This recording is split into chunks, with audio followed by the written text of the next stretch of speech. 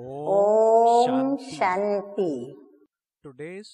आज की तारीख है 8/2/15 और आज हम रविवार है, इसलिए मीठे मीठे अव्यक्त मूर्तधारी मीठे मीठे बाप दादा की ज्ञान मुरली सुनेंगे। तो रिवाइज कोर्स की तारीख है 1/2/79। 79 की मुरली है, फरवरी मास की है और पहली तारीख की है। और आज की ज्ञान मुरली का शीर्षक है मनन शक्ति ही। मनन शक्ति ही माया जीत बनने का साधन।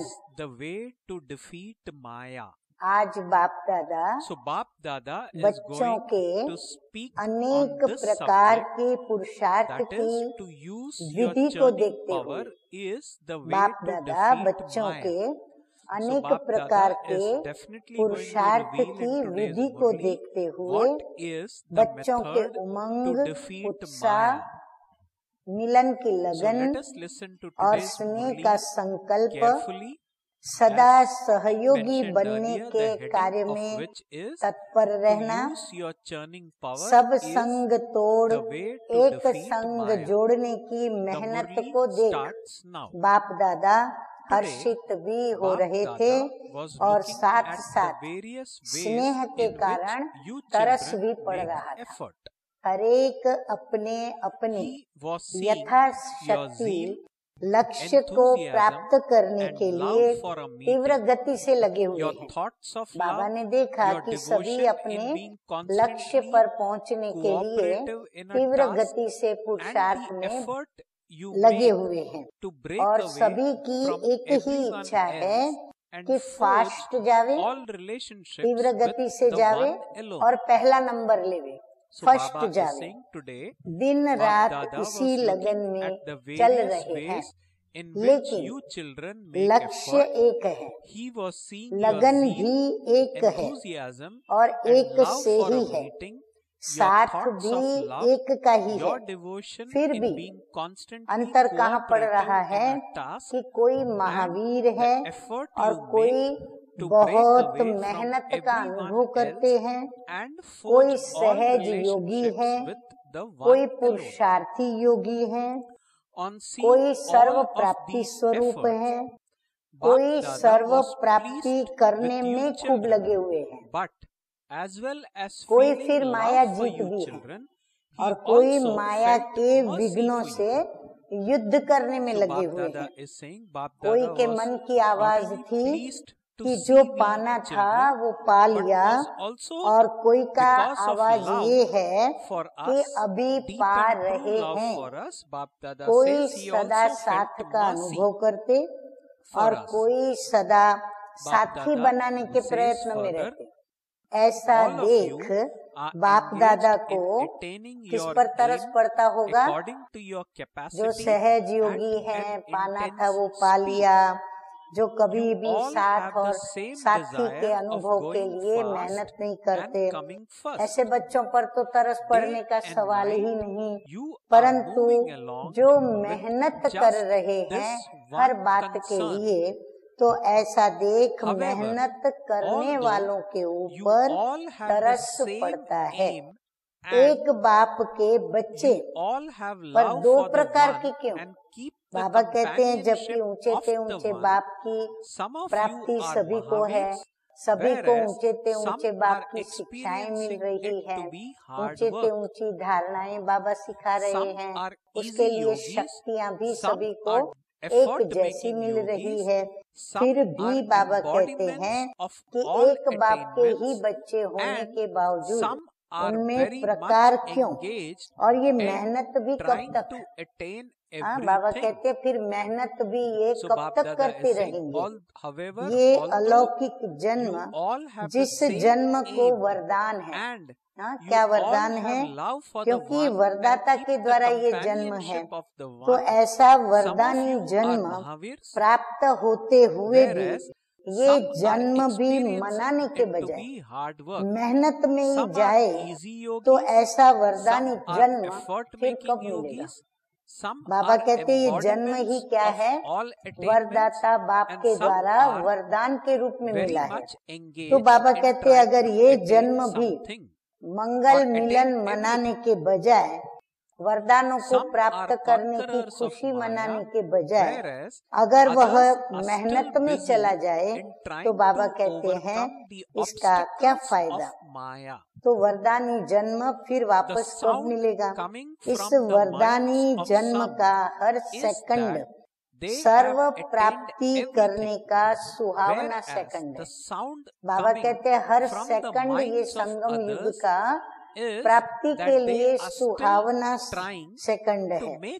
तो ऐसे समय को पाने के बजाय मेहनत में लगाना क्या अच्छा लगता है?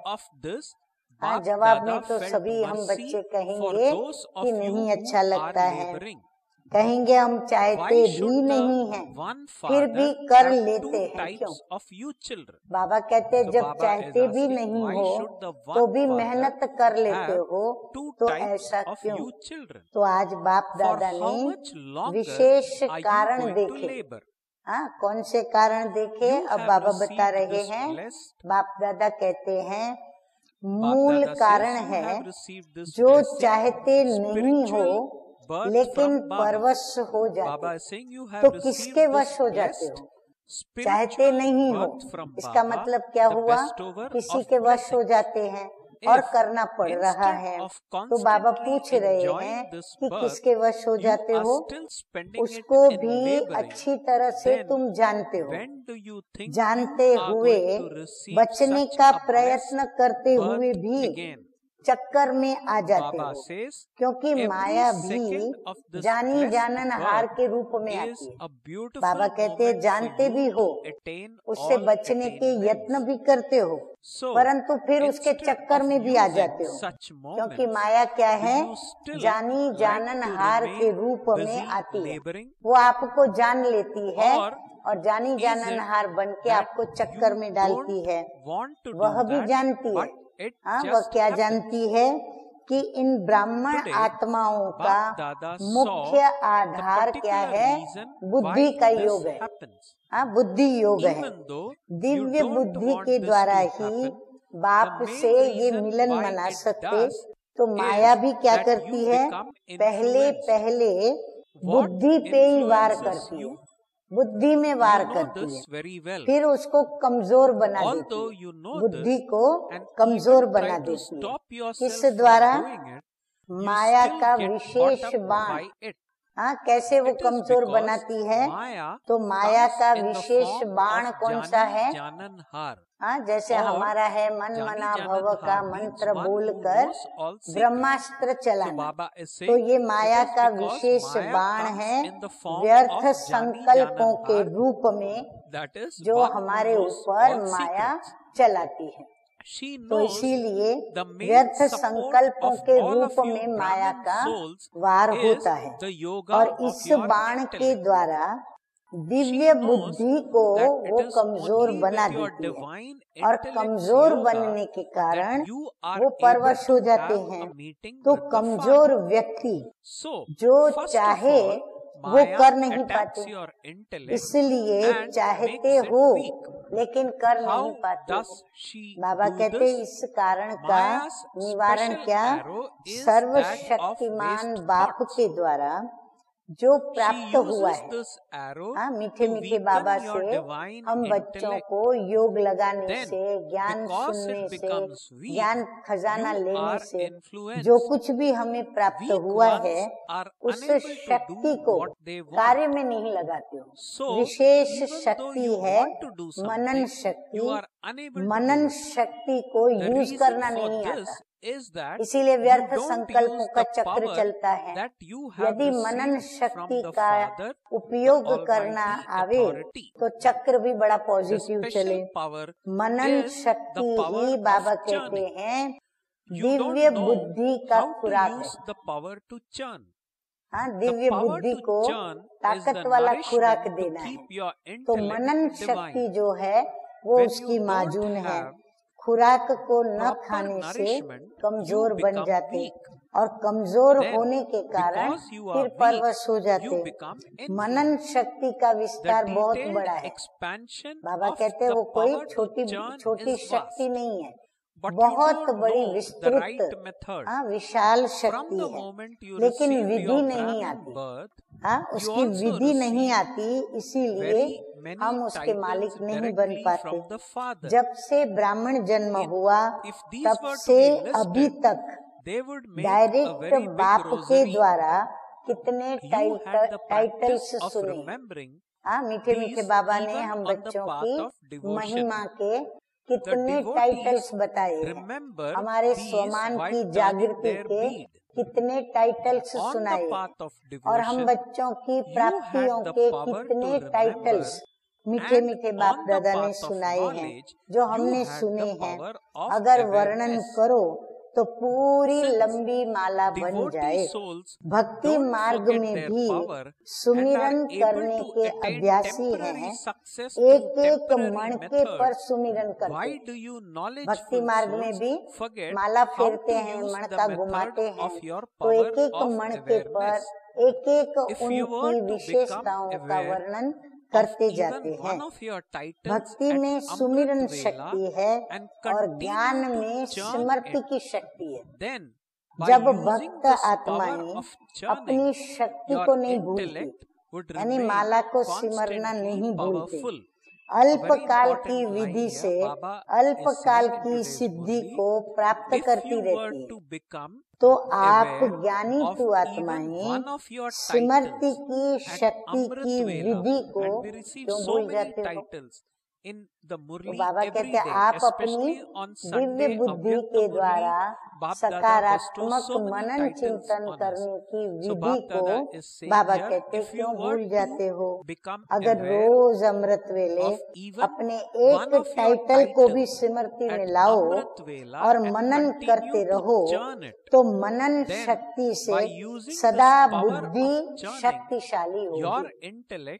बाबा कहते रोज अमृत वेले कोई ना कोई एक टाइटल बाबा का ले लो, फिर उसको स्मृति में ला करके उस पर मनन करते रहे, तो ये मनन शक्ति से क्या होगा? बाबा कहते हैं बुद्धि जो है हमारी वो शक्तिशाली बनेगी। शक्तिशाली बुद्धि के ऊपर माया का वार हो नहीं सकता, अर्थात वो परवश हो नहीं सकती। तो मूल कारण है बुद्धि की कमजोरी, और कमजोरी का निवारण है मनन शक्ति। जैसे आजकल की विशेष आत्माएं अर्थात पढ़े लिखे लोग, वर्तमान समय की जनरेशन, जैसा कार्य होगा, जैसा स्थान होगा, वैसी अपनी ड्रेस चेंज करते हैं। उनकी ड्रेसेस अलग अलग होती है, पार्टी वेयर अलग है, घर का फैमिली फंक्शन है तो वेयर अलग है, शादियों में जाते हैं तो कपड़े अलग पहनते हैं, रात्रि को सोते हैं तो अलग कपड़े पहनते हैं। तो हर जगह का उनका ड्रेस जो है वो चेंज करते हैं।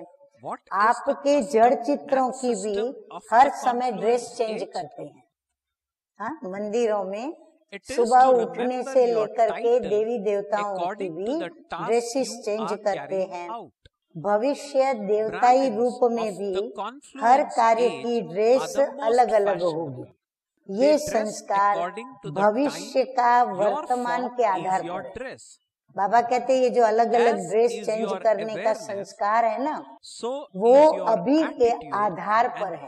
वर्तमान में हम जो करेंगे वो संस्कार बनेगा और हम भविष्य में वही करेंगे। तो इससे समय का फैशन व रीत रस्म सतयुग में तो चलेगी, लेकिन आपके जड़ चित्रों में भी रस्म चली आएगी। आपका खाली भविष्य में रस्म चलेगी इतना ही नहीं, भक्ति में भी आपके जड़ चित्रों की भी बाबा कहते हैं वही रस्म चली आ रही है। तो संगम युग की रीति रस्म कौन सी है? जैसा कार्य करते हो वैसे टाइटल प्रमाण अपना स्वरूप याद रखो। सबसे ज्यादा फैशनेबल कौन है? बाबा कहते हैं संगम युगी ब्राह्मण है, क्योंकि जो जितना फैशनेबल होगा वो उतनी ज्यादा ड्रेसेस चेंज करेगा। तो हम भी अपनी स्थितियों की ड्रेसेस, जितने बाबा ने हमको टाइटल दिए हैं उतनी हमारी ड्रेसेस होगी। जैसा समय वैसा स्वरूप, ये स्वरूप भी आपकी ड्रेस है। ये स्वरूप बनाना, माना हमने ड्रेस पहन ली, जैसी सिमरती वैसी दृष्टि और वैसी स्थिति अर्थात स्वरूप। जैसे आजकल का फैशन है ना, जैसा श्रृंगार, वस्त्र भी ऐसे, तिलक भी वैसे लगेंगे, तो आँखों का श्रृंगार भी वैसा करेंगे, ये मैचिंग करेंगे सारा। जैसे कपड़े पहनेंगे वैसे जूते पहनेंगे, वैसे श्रृंगार करेंगे, वैसा तिलक भी लगाएंगे, यहाँ तक कि आँखें भी वैसी बनाएंगे। आँखों की पलकों पर वो रंग लगाएंगे जैसा रंग के कपड़े पहने। तो कितना देखो मैचिंग में चलते हैं। तो ये फैशन है। तो सबके सबसे ज्यादा फैशनेबल आप ब्राह्मण, बाबा कहते हैं आप ब्राह्मण तो बहुत ही बड़े फैशनेबल हो। भले हम कहते हैं हम तो बड़ी सादगी वाले हैं, तो सादगी ये एक अलग ड्रेस है हमारी, परंतु हम सबसे बड़े फैशनेबल ब्राह्मण हैं। तो ऐसी सिमरती वृत्ति और दृष्टि बनाओ जिससे हमारी स्वरूप की ड्रेस तैयार होती है।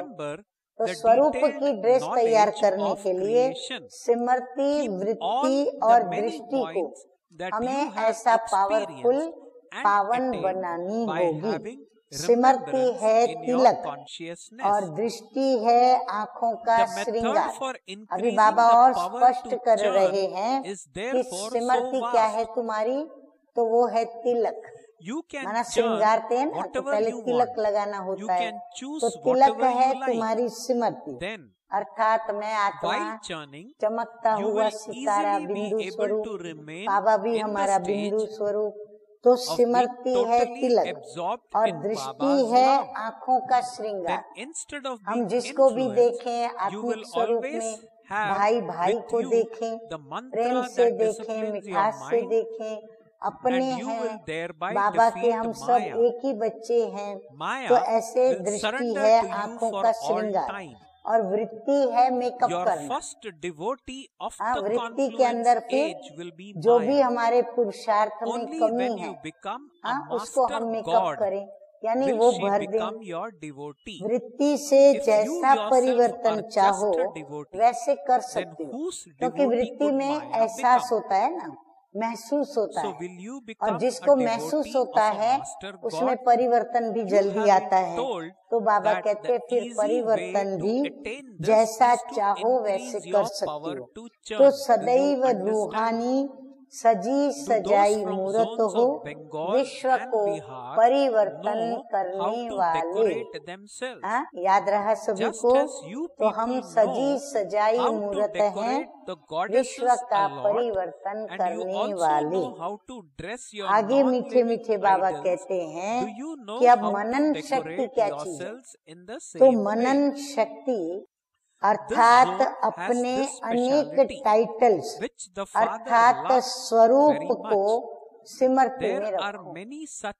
बाबा कहते हैं मनन शक्ति माना अंदर ही अंदर बाबा ने जितने भी टाइटल्स दिए हैं वो नंबर वार हमको याद रहे, और फिर वो हमारी सिमरती में, पहले तो सिमरन करें फिर सिमरती में लावे, सिमरती में रखें उसको, अनेक गुणों के श्रृंगार को सिमरती में रखो। फिर बाबा ने जो अनेक गुणों से हमें सजाया है वो याद करो, अनेक प्रकार की खुशी की पॉइंट्स सिमरती में रखो। देखो बाबा को तरस पड़ रहा है, कितना विस्तार से बता रहे हैं कि कैसे मनन शक्ति बढ़े हमारी। तो अनेक गुणों का श्रृंगार सिमरती में रखने को कह रहे हैं बाबा। फिर अनेक प्रकार की खुशी के पॉइंट्स वो स्मृति में रखें। फिर रूहानी नशे की पॉइंट्स बाबा कहते वो भी स्मृति में रखो। फिर रचयिता बाप के परिचय की पॉइंट्स भी बुद्धि में रखो। रचना के विस्तार की पॉइंट्स भी रखो बुद्धि में। रचना के याद द्वारा अनेक अनुभव, याद द्वारा अनेक प्रकार के अनुभव और प्राप्तियों की पॉइंट्स को स्मृति में रखो। याद के द्वारा मुझे कितने वैरायटी अनुभव होते हैं और वो मुझे जो प्राप्ति अंदर में हो रही है, तो बाबा कहते हैं ये सारी पॉइंट्स जो है वो स्मृति में रखो, तो मनन शक्ति का साधन कितना बड़ा हो जाएगा। कितना बड़ा ये साधन है। जो चाहे वो मनन करो। बाबा कहते मनन करने की शक्ति का जो साधन है ना वो बहुत बड़ा है। जितना चाहो उतना मनन करो। जो आपकी पसंदी हो वो पसंद करो। ढेर सारी बातें हैं उसमें, आपको जो पसंद है वो आप करो। तो मनन करते मगन अवस्था भी सहज प्राप्त हो जाएगी। जो मनन करने में लगे हुए रहेंगे ना तो उनकी अवस्था सहज ही मग्नावस्था बन जाएगी। परवश के बजाय माया जीत बनने का वशीकरण मंत्र सदा साथ रहेगा और माया सदा के लिए नमस्कार करेगी। उससे फायदा क्या होगा? माया का वशीकरण मंत्र सदा साथ रहेगा, भूलेगा नहीं। और सदा के लिए माया क्या करेगी?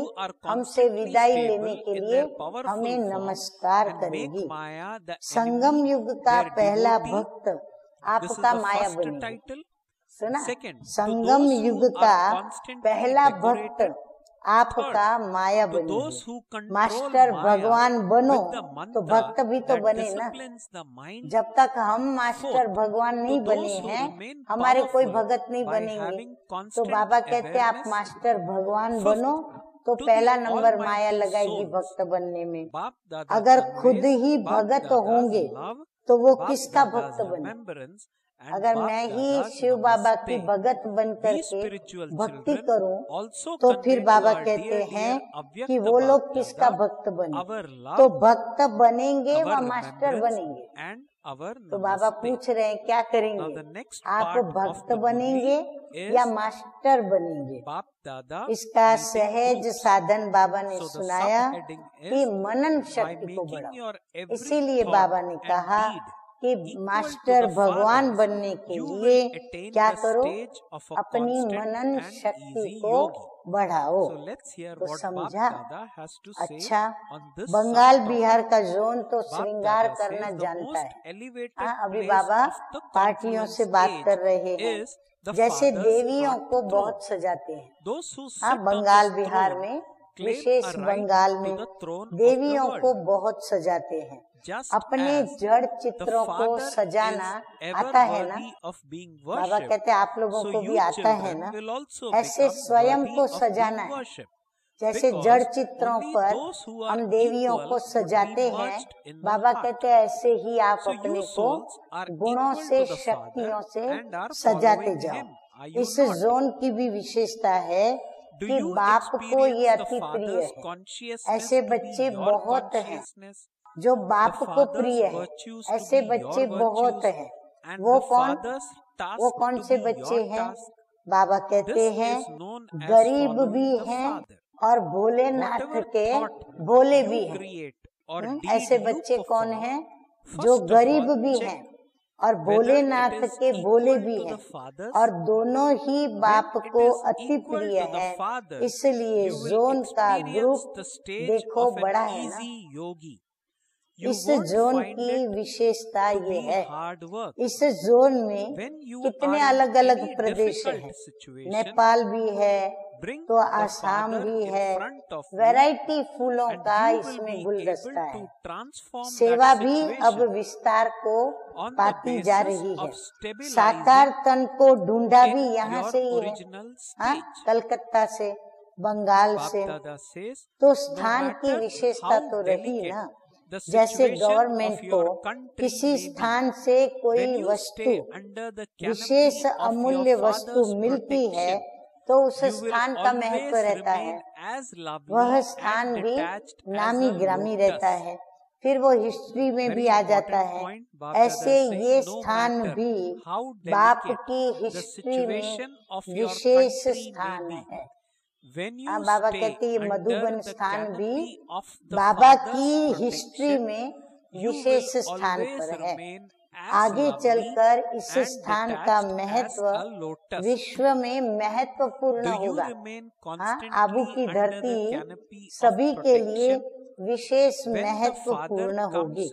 जैसे दिल्ली की विशेषता अपनी है, बॉम्बे की विशेषता अपनी है, तो इस स्थान का भी महत्व बहुत बड़ा है और अपना है। इसीलिए आगे चलकर और भी इस स्थान को विशेष भूमि की रीति से देखेंगे और सुनेंगे। ऐसे विशेष भूमि के निवासी भी आप विशेष आत्माएं हो। भूमि के साथ आप लोगों के भाग्य का भी सभी वर्णन करेंगे। हाँ, मधुबन में जो समर्पित हैं उन्हों का भी गायन बाबा कहते हैं, आप लोगों के साथ साथ उन्हों का भी गायन होगा। अच्छा, सदा शक्तिशाली स्वरूप में स्थित रहे, माया दुश्मन को भी अपना भक्त बनाने वाले, सदा सजे सजाए स्वरूप में स्थित रहने वाले, वशीकरण मंत्र के द्वारा माया को वश करने वाले, सदा स्मृति द्वारा समर्थ रहने वाले। हाँ, स्मृति मास हमें सामर्थ्य देता है सर्वशक्तिमान आत्माओं को। ऐसी सर्वशक्तिमान आत्माओं को बाप दादा का याद प्यार और नमस्ते।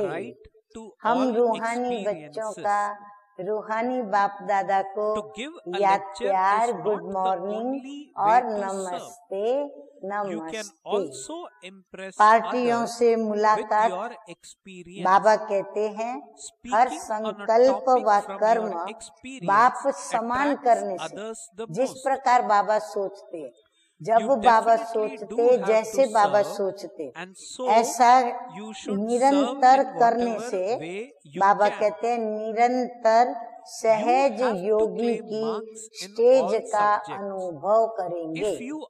हाँ, निरंतर इस प्रकार के संकल्प बाप समान करने से निरंतर सहज योगी की स्टेज का अनुभव होगा।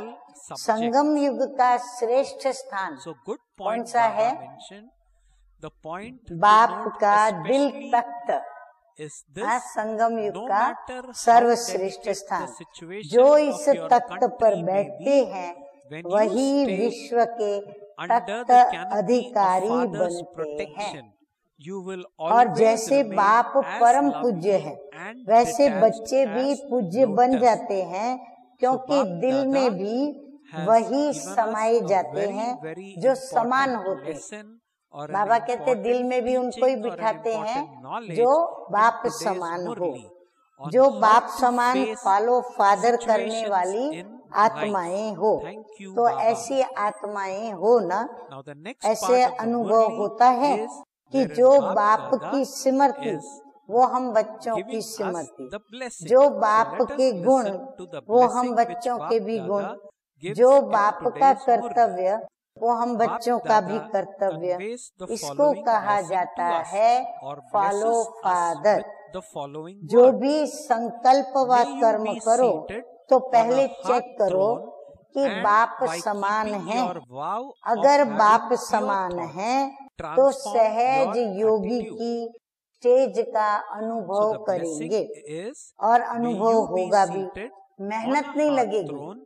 और कोई भी परिस्थिति में बाप को सामने लाने से स्वस्थिति के आधार से परिवर्तन तो हो जाएंगे, चाहे कितने भी देश के हालात नाजुक हो, लेकिन आप सदा कमल पुष्प के समान बाप की छत्र छाया में न्यारे और प्यारे रहेंगे। तो सदा छत्र छाया में हो ना, अनुभव करते हैं ना, बाप सेवाधारी बन करके आते हैं तो छत्र छाया के रूप में बच्चों की सदा सेवा करते हैं। बाप को याद किया और साथ का अनुभव किया। वैसे कोई भी शरीरधारी का साथ लेने में समय लग जाता है, लेकिन बाप तो सेकंड में हाजिर होगा। तो दूर रहते भी सदा समीप आत्मा हो, ऐसा अनुभव होता है। दिल दर्पण में देखिए सभी, जो जितना प्यारा होगा उतना बाप के समीप होगा। तो कितने समीप हो, खुद के चार्ट में देखो, बाप दादा से अभी भी समीप हो। तो तीनों ही स्थान के समीप हो ना। जहाँ भी ब्राह्मण बच्चों के पांव पड़ते हैं वहाँ कोई न कोई आत्माएं हैं, तब तो जाना होता है। जो बच्चे बाप की याद में रहते हैं तो याद में रहने वाले बच्चों को बाप सदा रिस्पॉन्ड भी देते हैं और सदा देते रहेंगे, क्योंकि याद के द्वारा ही अनुभवों का अधिकार प्राप्त होता है। तो वरदान है आज का, शुद्ध संकल्प के व्रत द्वारा, शुद्ध संकल्पों को करने का व्रत लेना है कि जब भी मैं सोचूंगी तो सकारात्मक सोचूंगी और शुद्ध सोचूंगी। तो शुद्ध संकल्प के व्रत द्वारा वृत्ति का परिवर्तन करने वाले दिल तख्त नशीन भव। बाप दादा का दिल तख्त इतना प्योर है, जो इस तख्त पर सदा प्योर आत्माएं ही बैठ सकती हैं। तख्त इतना ऊंचे से ऊंचा पवित्र है। बाबा कहते हैं कि इस तख्त पर कौन बैठ सकता है?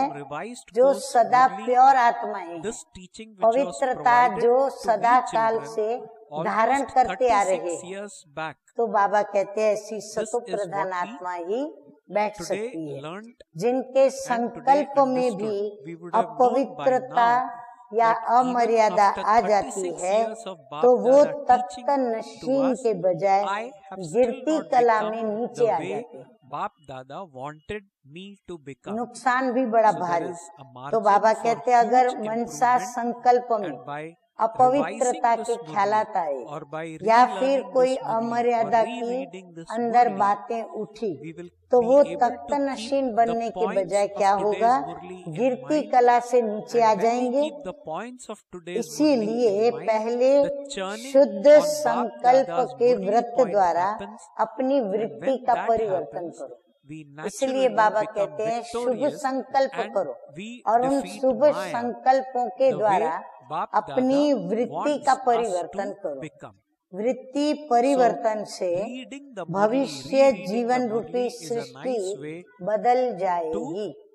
बाबा कहते हैं ये वृत्ति परिवर्तन करने से जो भविष्य जीवन है हमारा, वह सृष्टि ही हमारी जैसे कि बदल जाएगी। शुद्ध संकल्प व दृढ़ संकल्प के वृत्त का प्रत्यक्ष फल है ही सदा काल के लिए बाप दादा का दिल तख्त।